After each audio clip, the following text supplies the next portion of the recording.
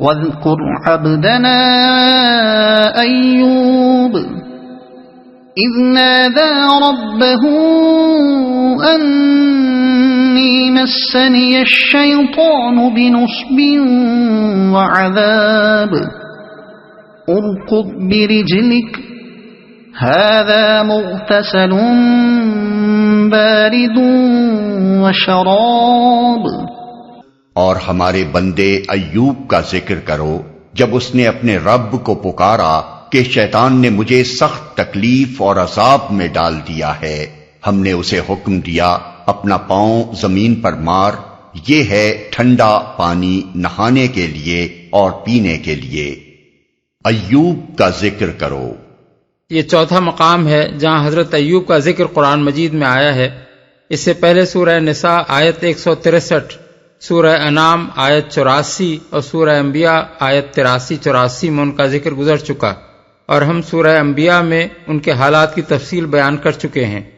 عذاب میں ڈال دیا ہے، اس کا یہ مطلب نہیں ہے کہ شیطان نے مجھے بیماری میں مبتلا کر دیا ہے اور میرے اوپر مصائب نازل کر دیے ہیں، بلکہ اس کا صحیح مطلب یہ ہے کہ بیماری کی شدت، مال و دولت کے ضیاع اور اعزاء و اقربا کے منہ موڑ لینے سے میں جس تکلیف اور عذاب میں مبتلا ہوں، اس سے بڑھ کر تکلیف اور عذاب میرے لیے یہ ہے کہ شیطان اپنے وسوسوں سے مجھے تنگ کر رہا ہے۔ وہ ان حالات میں مجھے اپنے رب سے مایوس کرنے کی کوشش کرتا ہے، مجھے اپنے رب کا ناشکرہ بنانا چاہتا ہے، اور اس بات کے درپے ہے کہ میں دامن صبر ہاتھ سے چھوڑ بیٹھوں۔ حضرت ایوب کی فریاد کا یہ مطلب ہمارے نزدیک دو وجوہ سے قابل ترجیح ہے۔ ایک یہ کہ قرآن مجید کی روح سے اللہ تعالیٰ نے شیطان کو صرف وسوسہ اندازی ہی کی طاقت عطا فرمائی ہے، یہ اختیارات اس کو نہیں دیے ہیں کہ اللہ کی بندگی کرنے والوں کو بیمار ڈال دے اور انہیں جسمانی اذیتیں دے کر بندگی کی راہ سے ہٹنے پر مجبور کرے۔ دوسرے یہ کہ سورہ انبیاء میں جہاں حضرت ایوب اپنی بیماری کی شکایت اللہ تعالیٰ کے حضور پیش کرتے ہیں، وہاں شیطان کا کوئی ذکر نہیں کرتے، بلکہ صرف یہ عرض کرتے ہیں کہ انی مسنی الضر وانت ارحم الراحمین، مجھے بیماری لگ گئی ہے اور تو ارحم الراحمین ہے۔ اور پینے کے لیے، یعنی اللہ تعالیٰ کے حکم سے زمین پر پاؤں مارتے ہی ایک چشمہ نکل آیا جس کا پانی پینا اور اس میں غسل کرنا حضرت ایوب کے مرض کا علاج تھا۔ اغلب یہ ہے کہ حضرت ایوب کسی سخت جلدی مرض میں مبتلا تھے۔ بائبل کا بیان بھی یہی ہے کہ سر سے پاؤں تک ان کا سارا جسم پھوڑوں سے بھر گیا تھا۔ وَوَهَبْنَا لَهُ أَهْلَهُ وَمِثْلَهُم مَّعَهُمْ رَحْمَةً مِّنَّا وَذِكْرَىٰ لِأُولِي الْأَلْبَابِ۔ ہم نے اسے اس کے اہل و عیال واپس دیے اور ان کے ساتھ اتنے ہی اور اپنی طرف سے رحمت کے طور پر اور عقل و فکر رکھنے والوں کے لیے درس کے طور پر۔ اتنے ہی اور روایات سے معلوم ہوتا ہے کہ اس بیماری میں حضرت ایوب کی بیوی کے سوا اور سب نے ان کا ساتھ چھوڑ دیا تھا، حتیٰ کہ اولاد تک ان سے منہ موڑ گئی تھی۔ اسی چیز کی طرف اللہ تعالیٰ اشارہ فرما رہا ہے کہ جب ہم نے ان کو شفا عطا فرمائی تو سارا خاندان ان کے پاس پلٹ آیا اور پھر ہم نے ان کو مزید اولاد عطا کی۔ درس کے طور پر، یعنی اس میں ایک صاحب عقل آدمی کے لیے یہ سبق ہے کہ انسان کو نہ اچھے حالات میں خدا کو بھول کر سرکش بننا چاہیے اور نہ برے حالات میں اس سے مایوس ہونا چاہیے۔ تقدیر کی بھلائی اور برائی سراسر اللہ وحدہ لا شریک کے اختیار میں ہے۔ وہ چاہے تو آدمی کے بہترین حالات کو بدترین حالات میں تبدیل کر دے، اور چاہے تو برے سے برے حالات سے اس کو بخیریت گزار کر بہترین حالت پر پہنچا دے۔ اس لیے بندہ عاقل کو ہر حالت میں اسی پر توکل کرنا چاہیے اور اسی سے آس لگانی چاہیے۔ وَخُذْ بِيَدِكَ ضِغْثًا فَاضْرِب بِّهِ وَلَا تَحْنَثْ إِنَّا وَجَدْنَاهُ صَابِرًا نِعْمَ الْعَبْدُ إِنَّهُ أَوَّابٌ۔ اور ہم نے اس سے کہا تنکوں کا ایک مٹھا لے اور اس سے مار دے، اپنی قسم نہ توڑ، ہم نے اسے صابر پایا، بہترین بندہ، اپنے رب کی طرف بہت رجوع کرنے والا۔ اپنی قسم نہ توڑ، ان الفاظ پر غور کرنے سے یہ بات صاف ظاہر ہوتی ہے کہ حضرت ایوب نے بیماری کی حالت میں ناراض ہو کر کسی کو مارنے کی قسم کھا لی تھی۔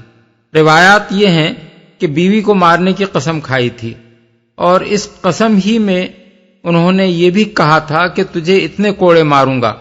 جب اللہ تعالیٰ نے ان کو صحت عطا فرما دی اور حالت مرض کا وہ غصہ دور ہو گیا جس میں یہ قسم کھائی گئی تھی، تو ان کو یہ پریشانی لاحق ہوئی کہ قسم پوری کرتا ہوں تو خواہ ایک بے گناہ کو مارنا پڑے گا، اور قسم توڑتا ہوں تو یہ بھی ایک گناہ کا ارتکاب ہے۔ اس مشکل سے اللہ تعالیٰ نے ان کو اس طرح نکالا کہ انہیں حکم دیا، ایک جھاڑو لو جس میں اتنے ہی تنکے ہوں جتنے کوڑے تم نے مارنے کی قسم کھائی تھی، اور اس جھاڑو سے اس شخص کو بس ایک ضرب لگا دو تاکہ تمہاری قسم بھی پوری ہو جائے اور اسے ناروا تکلیف بھی نہ پہنچے۔ بعض فقہا اس رعایت کو حضرت ایوب کے لیے خاص سمجھتے ہیں، اور بعض فقہا کے نزدیک دوسرے لوگ بھی اس رعایت سے فائدہ اٹھا سکتے ہیں۔ پہلی رائے ابن عساکر نے حضرت عبداللہ بن عباس سے اور ابو بکر جساس نے مجاہد سے نقل کی ہے، اور امام مالک کی بھی یہی رائے ہے۔ دوسری رائے کو امام ابو حنیفہ، امام ابو یوسف، امام محمد، امام ظفر اور امام شافعی نے اختیار کیا ہے۔ وہ کہتے ہیں کہ اگر کوئی شخص مثلا اپنے خادم کو 10 کوڑے مارنے کی قسم کھا بیٹھا ہو اور بعد میں 10 کوڑے ملا کر اسے صرف ایک ضرب اس طرح لگا دے کہ ہر کوڑے کا کچھ نہ کچھ حصہ اس شخص کو ضرور لگ جائے تو اس کی قسم پوری ہو جائے گی۔ متعدد احادیث سے معلوم ہوتا ہے کہ نبی صلی اللہ علیہ وسلم نے ایسے زانی پر حد جاری کرنے کے معاملے میں بھی اس آیت کا بتایا ہوا طریقہ استعمال فرمایا ہے، جو اتنا بیمار یا اتنا ضعیف ہو کہ 100 دروں کی مار برداشت نہ کر سکے۔ علامہ ابو بکر جساس نے حضرت سعید بن سعد بن عبادہ سے روایت نقل کی ہے کہ قبیلہ بنی سعید میں ایک شخص سے زنا کا ارتکاب ہوا، اور وہ ایسا مریض تھا کہ بس ہڈی اور چمڑا رہ گیا تھا۔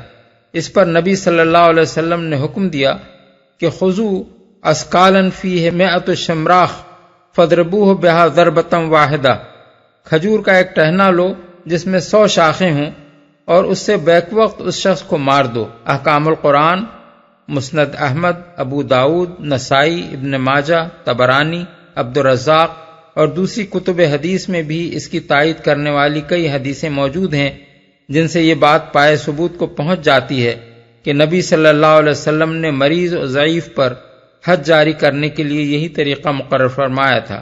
البتہ فقہا نے اس کے لیے یہ شرط لگائی ہے کہ ہر شاخ یا ہر تنکا کچھ نہ کچھ مجرم کو لگ جانا چاہیے، اور ایک ہی ضرب صحیح مگر وہ کسی نہ کسی حد تک مجرم کو چوٹ لگانے والی بھی ہونی چاہیے، یعنی محض چھو دینا کافی نہیں ہے بلکہ مارنا ضروری ہے۔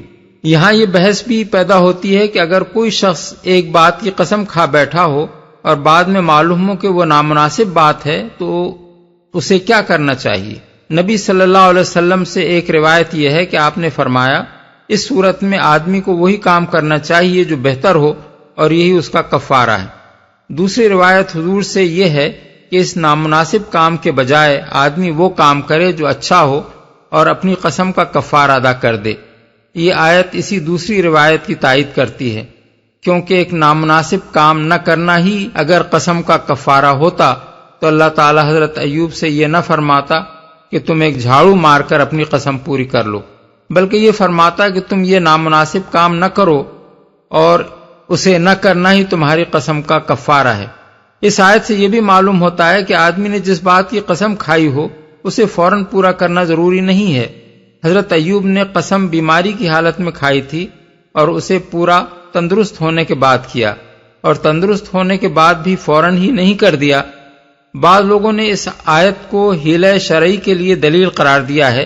اس میں شک نہیں کہ وہ ایک حیلہ ہی تھا جو حضرت ایوب کو بتایا گیا تھا، لیکن وہ کسی فرض سے بچنے کے لیے نہیں بلکہ ایک برائی سے بچنے کے لیے بتایا گیا تھا۔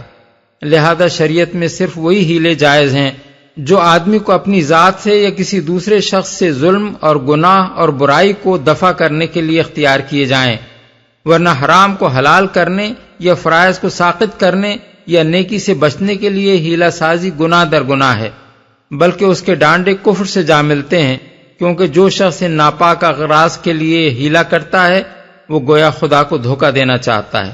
مثلا جو شخص زکوٰۃ سے بچنے کے لیے سال ختم ہونے سے پہلے اپنا مال کسی اور کی طرف منتقل کر دیتا ہے، وہ محض ایک فرض ہی سے فرار نہیں کرتا، وہ یہ بھی سمجھتا ہے کہ اللہ تعالیٰ اس کے ظاہری فعل سے دھوکہ کھا جائے گا اور اسے فرض سے سبکدوش سمجھ لے گا۔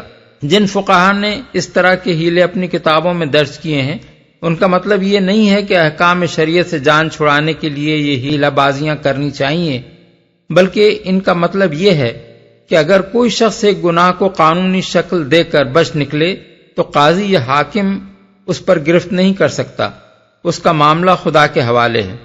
بہت رجوع کرنے والا۔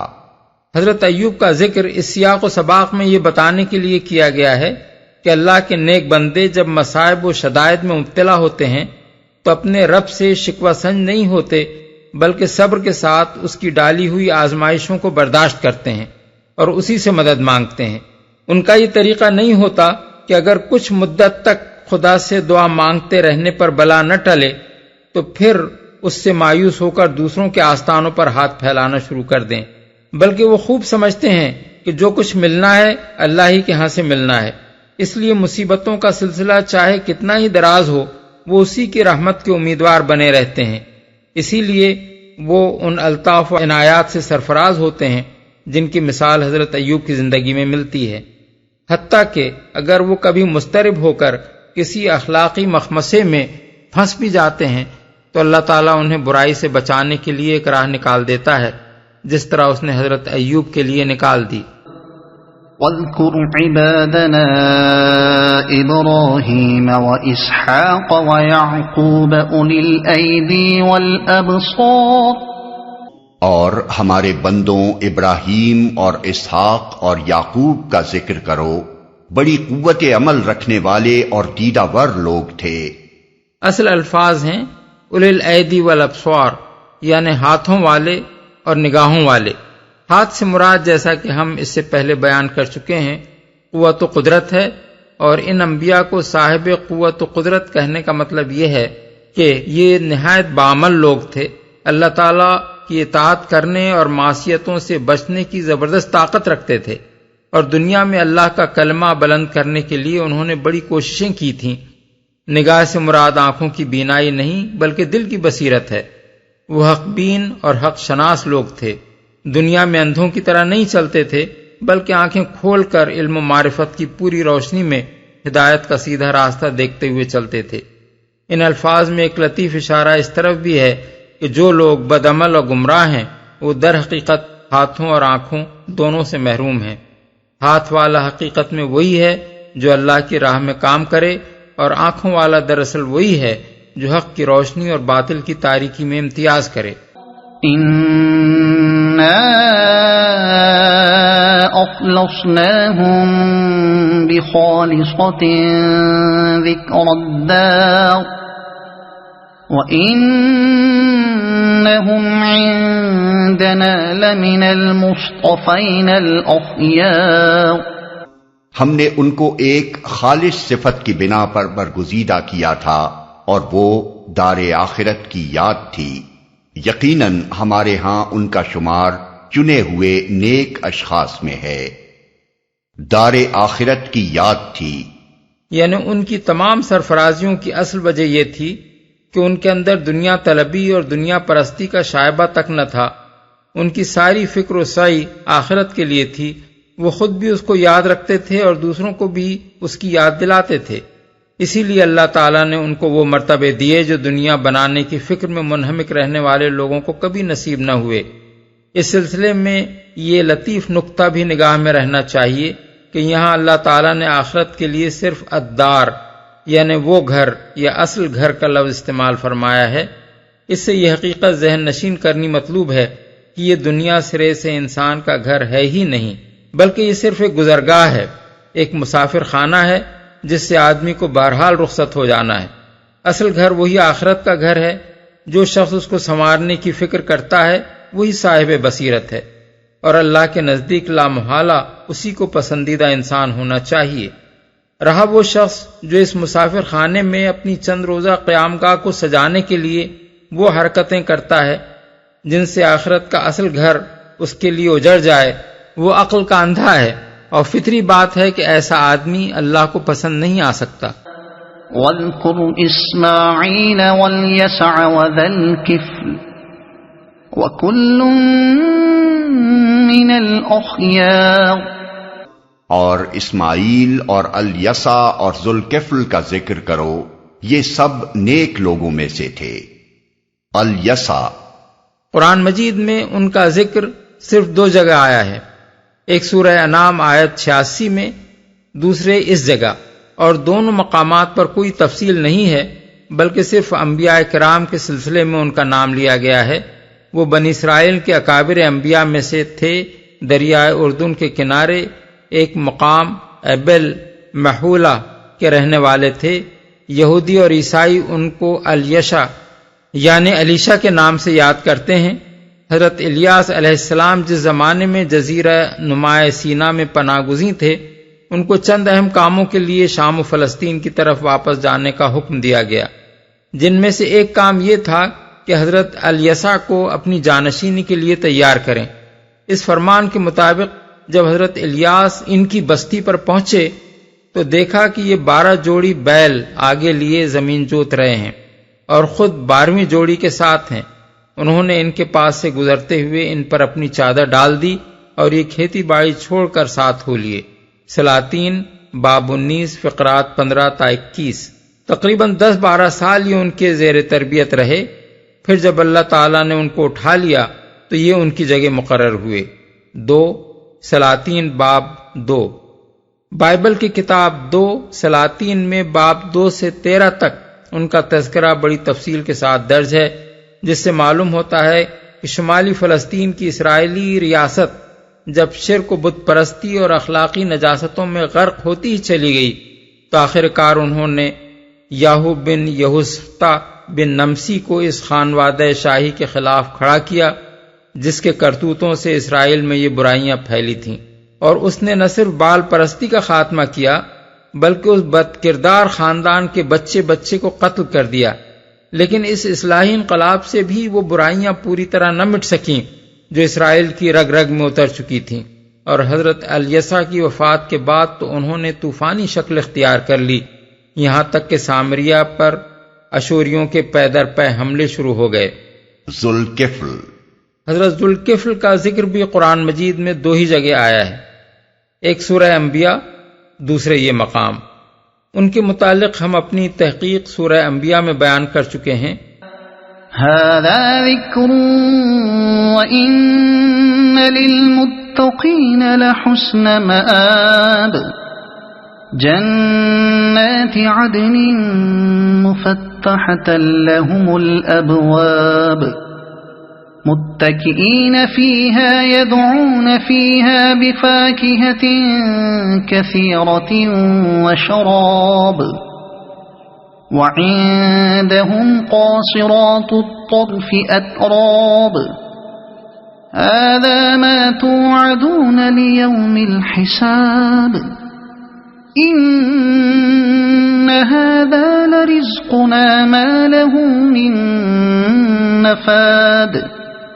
یہ ایک ذکر تھا، اب سنو کہ متقی لوگوں کے لیے یقیناً بہترین ٹھکانہ ہے، ہمیشہ رہنے والی جنتیں جن کے دروازے ان کے لیے کھلے ہوں گے، ان میں وہ تکیے لگائے بیٹھے ہوں گے، خوب خوب فواکہ اور مشروبات طلب کر رہے ہوں گے، اور ان کے پاس شرمیلی ہمسن بیویاں ہوں گی۔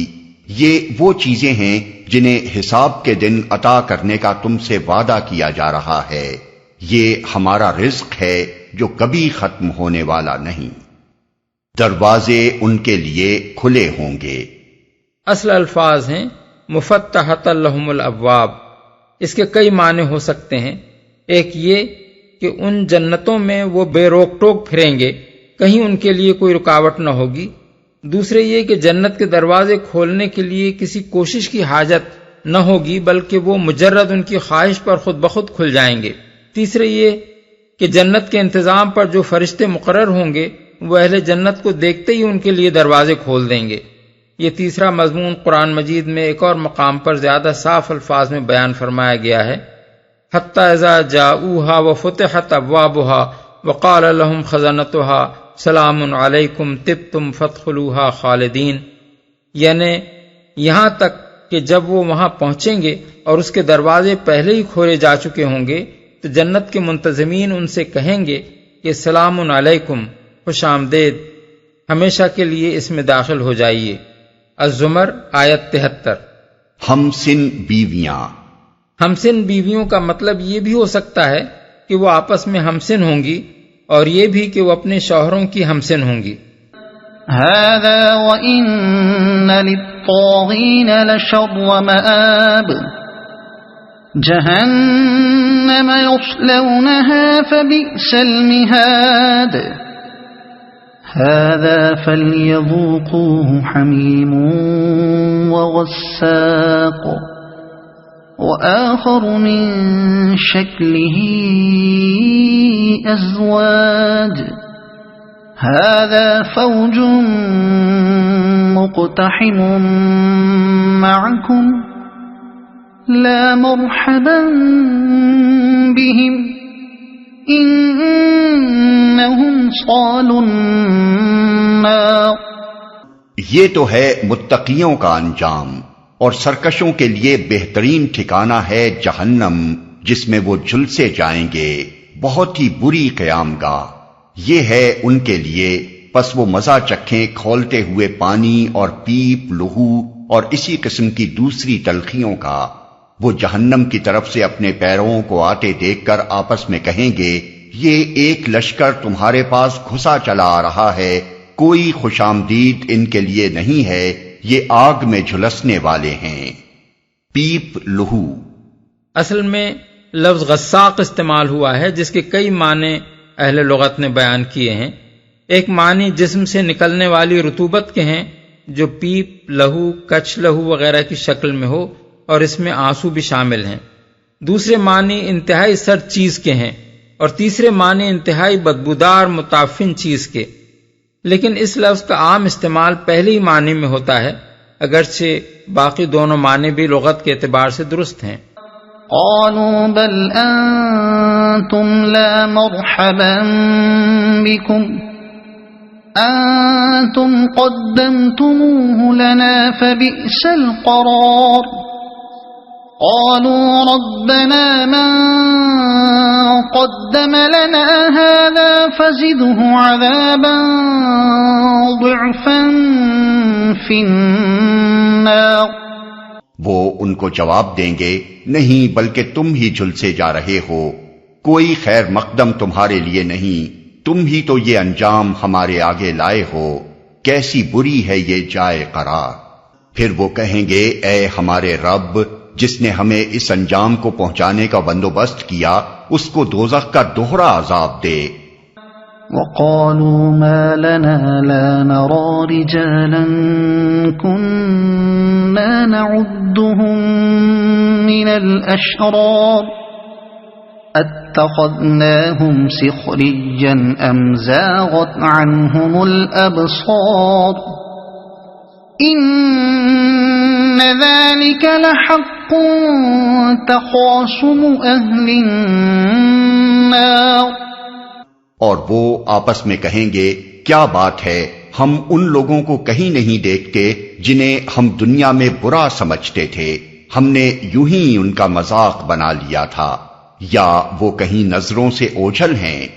بے شک یہ بات سچی ہے، اہل دوزخ میں یہی کچھ جھگڑے ہونے والے ہیں، دنیا میں برا سمجھتے تھے۔ مراد ہیں وہ اہل ایمان جن کو یہ کفار دنیا میں برا سمجھتے تھے۔